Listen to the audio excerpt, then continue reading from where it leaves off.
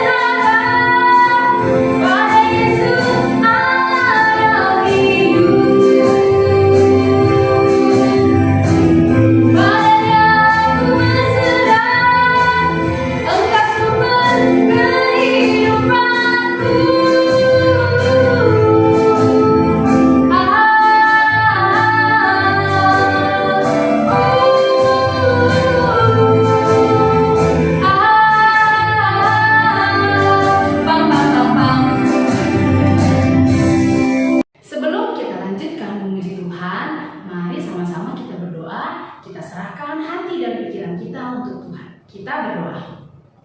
Tuhan Yesus, kami bersyukur Tuhan punya anak seperti Engkau yang penuh kasih, yang baik kepada kami, yang senantiasa melindungi dan menyertai kehidupan kami. Bahkan hari ini Tuhan, kami sungguh bersyukur kami masih boleh mengikuti kebaktian hari ini. Tuhan, saat ini kami datang ke hadirat-Mu ya Tuhan untuk menyampaikan keinginan kami, kerinduan kami ya Tuhan. Kiranya Tuhan berkati ibadah kami hari ini ya Tuhan. Puji-pujian kami yang kami nyanyikan dapat menyenangkan hati-Mu. Dan nanti kami Tuhan akan mendengarkan sebagian dari firman-Mu. Biarlah Tuhan, firman Tuhan boleh menjadi kebenaran dan berita dalam setiap langkah kami Tuhan.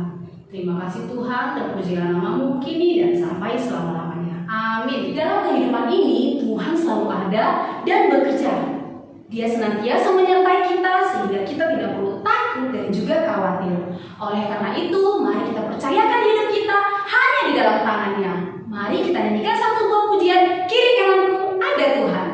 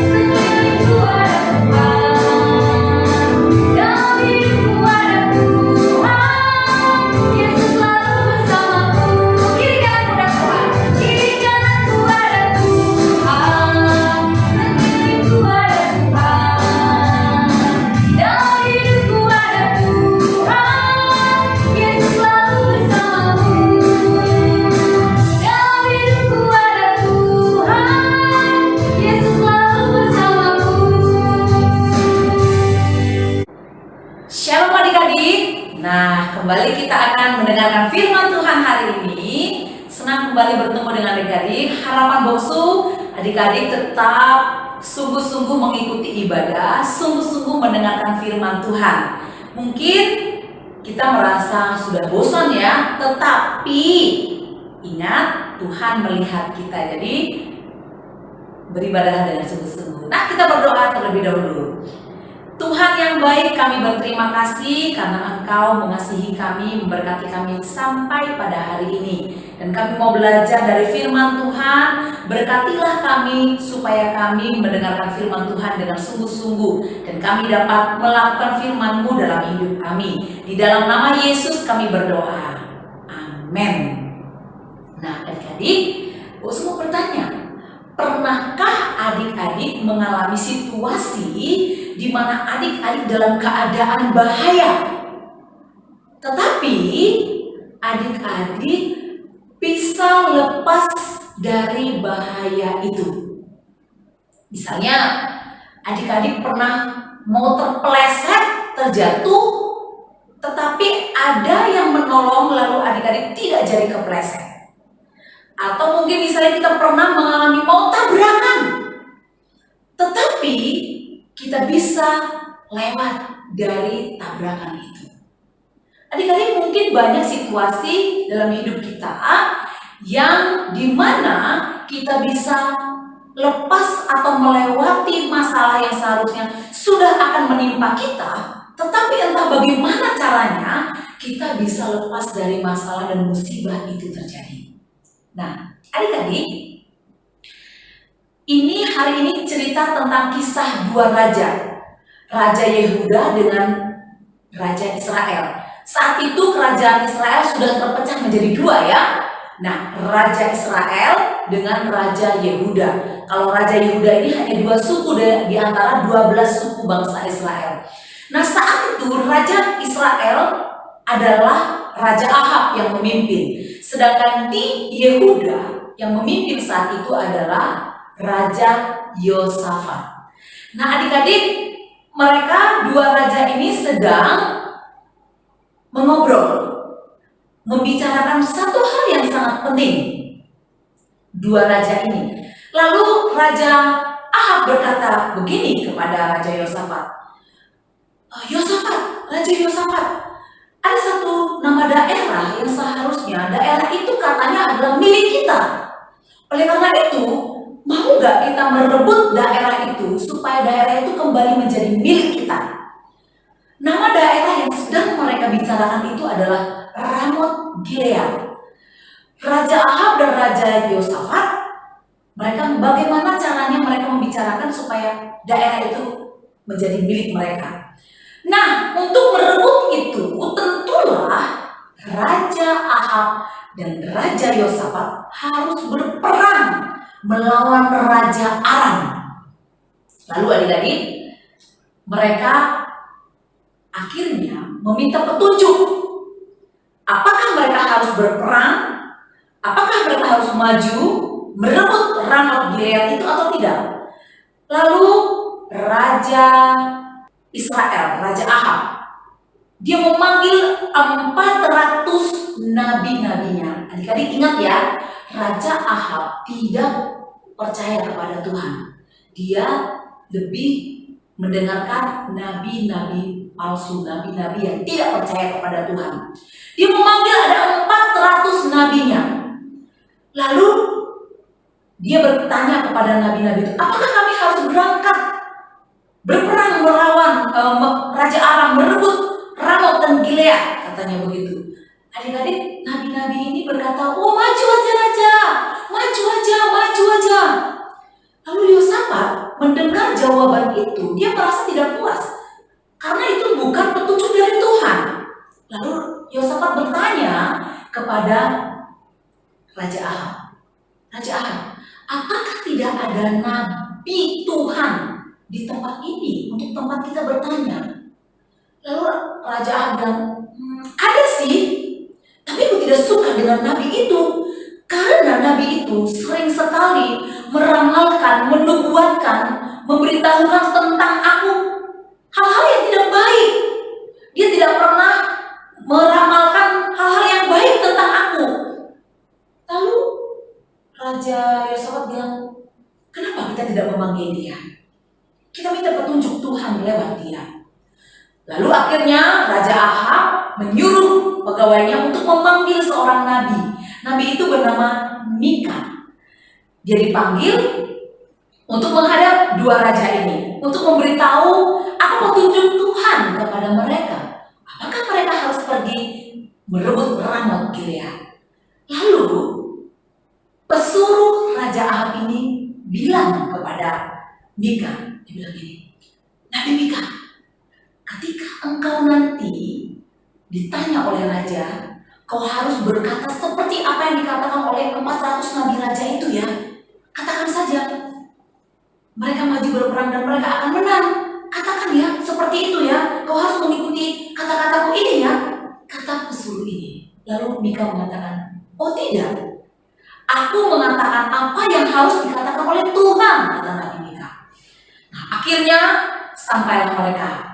Bertemulah Mika dengan semua orang yang ada di situ. 400 nabi, Raja Yosafat, dan Raja Ahab saat itu.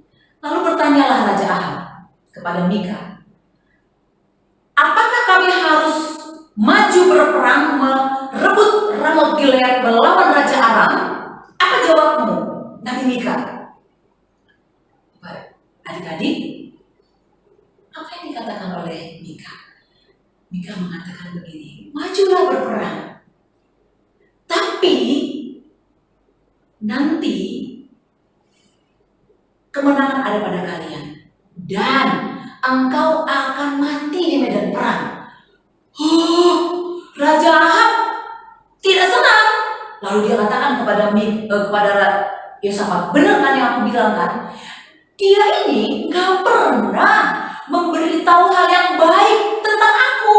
Dia selalu memberitakan yang hal buruk, meramalkan yang buruk, meramalkan yang tidak baik tentang aku. Lalu Raja Ahab marah. Dia katakan begini, penjarakan Mika, beri dia makan, beri dia minuman sedikit saja, sampai nanti aku pulang dari medan perang, baru dia boleh dilepaskan. Lalu Mika mengatakan, mungkinkah engkau pulang? Kalau engkau bisa pulang dari medan perang, tentu aku tidak dipakai Tuhan memberitahukan hal ini kepadamu. Wah, Raja Ahab semakin kesal kepada Mika, nabi Tuhan itu. Lalu Mika dimasukkan ke dalam penjara. Adik-adik, perhatikan strategi apa yang dibuat oleh Raja Ahab. Dia ingin supaya nubuatan apa yang disampaikan Tuhan lewat Mika tentang kematiannya di medan perang, gimana caranya supaya ini batal, tidak terjadi. Lalu apa strategi yang dilakukan oleh Raja Ahab? Dia berkata kepada Raja Yosafat begini, Raja Yosafat begini, supaya nubuatan Mika itu batal, tidak terjadi, kamu harus berdiri di medan perang. Kamu tetap memakai baju kerajaanmu, baju rajamu, kamu ikut berperang, dan aku akan menyamar di antara prajurit-prajurit supaya aku aman dan selamat, supaya aku tidak mati seperti apa yang dikatakan oleh Mika itu. Adik-adik, ini rencana manusia, ini rencana Ahab. Adik-adik, mungkin kita sering seperti Raja Ahab ya, merencanakan hal-hal yang jahat, merencanakan hal-hal yang tidak baik. Sebenarnya ketika dia menyuruh Raja Yosafat tetap memakai baju raja, pastilah Raja Yosafat ada dalam bahaya saat itu, ada dalam ancaman kematian. Sedangkan dia mau menyelamatkan diri, dia mau menyamar sebagai prajurit, dia memakai baju prajurit supaya prajurit-prajurit Aram tidak mengetahui keberadaan dia dan dia selamat. Itulah rencananya Raja Ahab. Dia licik, dia jahat, dia merencanakan hal-hal yang tidak baik. Tapi apakah rencananya itu berhasil? Apakah niatnya itu terlaksana? Apakah nubuatan Tuhan batal? Kita lihat cerita selanjutnya. Berperanglah mereka, majulah mereka. Raja Yosafat mengenakan baju rajanya, dan Raja Ahab mengenakan pakaian prajurit. Lalu dia bersembunyi, berdiri di antara para prajurit yang berperang. Adik-adik, akhirnya Raja Aram berkata kepada prajurit-prajuritnya, "Hei prajurit-prajurit, ingat, yang kita perangi adalah Raja Israel. Jadi tembakan sasaran kita, panah kita arahkan kepada raja, karena kita mau membunuhnya. Jangan ke sembarang tempat, arahkan panahmu." Adik-adik, akhirnya para prajurit-prajurit Aram yang mendengar perkataan begitu, secara otomatis anak panah mereka arahkan kepada siapa? Tentu kepada raja. Ini peperangan sedang terjadi. Mereka sudah siap mengerahkan panah itu kepada raja. Adik-adik, di tengah-tengah situasi bahaya yang mengancam nyawa Raja Yosafat, Yosafat berteriak kepada Tuhan, "Tuhan, Engkaulah penolongku. Tuhan, tolong aku." Adik-adik, Raja Yosafat adalah raja yang dekat dengan Tuhan, raja yang selalu mengandalkan Tuhan. Dia melakukan hal yang baik, yang benar di mata Tuhan. Dia taat melakukan firman Tuhan. Di tengah-tengah bahaya yang sangat menakutkan, mengancam nyawanya, dia berteriak memohon pertolongan Tuhan. Secara ajaib, adik-adik, Tuhan menolong Raja Yosafat. Tentara-tentara Aram akhirnya mengenali Yosafat bahwa itu bukan Raja Israel, dan akhirnya mereka tidak memanah Raja Yosafat. Secara ajaib, memang pertolongan Tuhan tepat pada waktunya ketika kita memohon sungguh-sungguh kepada Tuhan. Ingat, pertolongan Tuhan itu ajaib, luar biasa, di luar dari pikiran kita manusia. Kita mungkin berpikir secara manusia, Yosafat pastilah mati, karena dia memakai baju raja, dan Raja Aram sudah memerintahkan supaya anak panah ditujukan kepada Raja Yosafat. Tetapi di luar dugaan, manusia merencanakan yang jahat, tapi Tuhan merencanakan yang baik. Yosafat tidak jadi mati. Dan adik-adik, bagaimana dengan Raja Saul? Tiba-tiba salah satu tentara pemanah Raja Aram memanah ke sembarang tempat. Dan anak panah itu luar biasa anehnya mengenai Raja Ahab yang bersembunyi menyamar menjadi salah satu tentara Israel. Adik-adik, aneh ya, luar biasa aneh. Gak diduga-duga, gak disangka-sangka, seorang pemanah sembarangan memanah, dan anak panah itu mengenai Raja Ahab, dan Raja Ahab terluka. Darahnya mengalir. Dia mengatakan kepada pengemudi kereta kudanya, dikatakan begini, "Ayo kita menyingkir dari sini. Aku sudah terluka, aku kenapa?" Tapi adik-adik, peperangan saat itu sangat hebat, luar biasa, sangat panas, ya, sangat gencatan senjatanya sangat seru, luar biasa, dan tidak bisa dihindarkan. Raja Ahab tidak bisa dibawa pergi dari tempat peperangan itu. Raja Ahab kesakitan di atas kereta kudanya. Dia kesakitan, darah mengalir terus-menerus di kereta kudanya itu. Dan sampai sore hari, Raja Ahab mati di medan perang. Seperti yang pernah dibuatkan Tuhan, diberitahukan kepada Tuhan, bahwa Raja Ahab akan mati di medan perang. Dan adik-adik, ada suara yang mengatakan, "Ayo kita pulang ke tempat kita masing-masing. Raja Israel sudah mati." Adik-adik, mereka pulang, dan Yosafat tidak jadi mati. Padahal sebenarnya yang saat itu ada dalam bahaya adalah Raja Yosafat. Pertolongan Tuhan itu tepat pada waktunya, adik-adik. Tuhan menolong tepat pada waktunya. Ketika kita dalam keadaan bahaya, ketika dalam keadaan kesulitan, ketika kita dalam keadaan yang benar-benar membutuhkan pertolongan, adik-adik, mungkin manusia tidak bisa menolong. Orang-orang di sekeliling kita, benda apapun mungkin tidak bisa menolong. Tapi adik-adik, Tuhan bisa menolong. Seperti dalam Mazmur 121 ayat 1-8. Di situ dikatakan bahwa pertolongan kita ialah dari Tuhan yang menciptakan langit dan bumi. Dialah penolong kita, satu-satunya penolong kita. Adik-adik, manusia kalau menolong kita, kita bisa kecewa.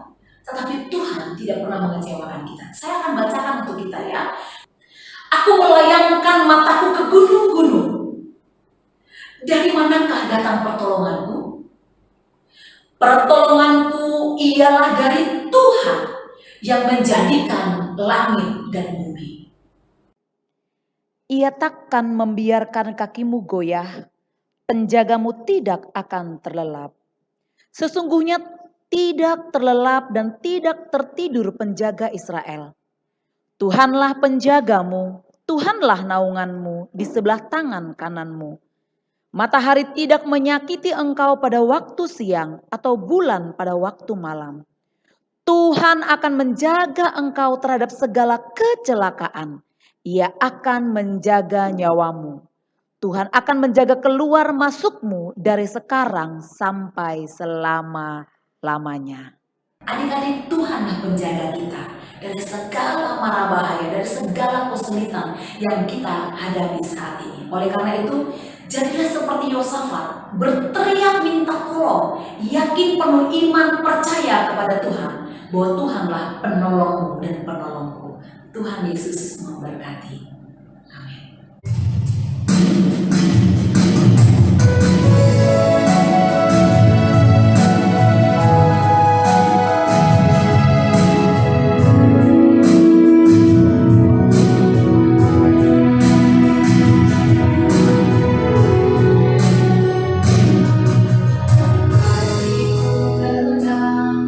Berada dekatmu, kau aja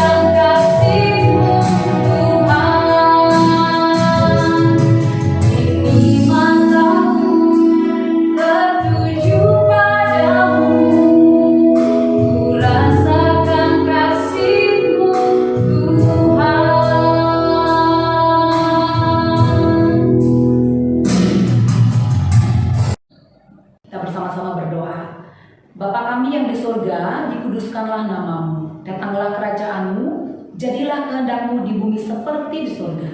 Berikanlah kami pada hari ini makanan kami yang secukupnya, dan ampunilah kami akan kesalahan kami, seperti kami juga mengampuni orang yang bersalah kepada kami. Dan janganlah membawa kami ke dalam pencobaan, tetapi lepaskanlah kami daripada yang jahat. Karena Engkaulah yang mempunyai kerajaan dan kuasa dan kemuliaan sampai selama-lamanya. Amin. Kita terima berkat Tuhan.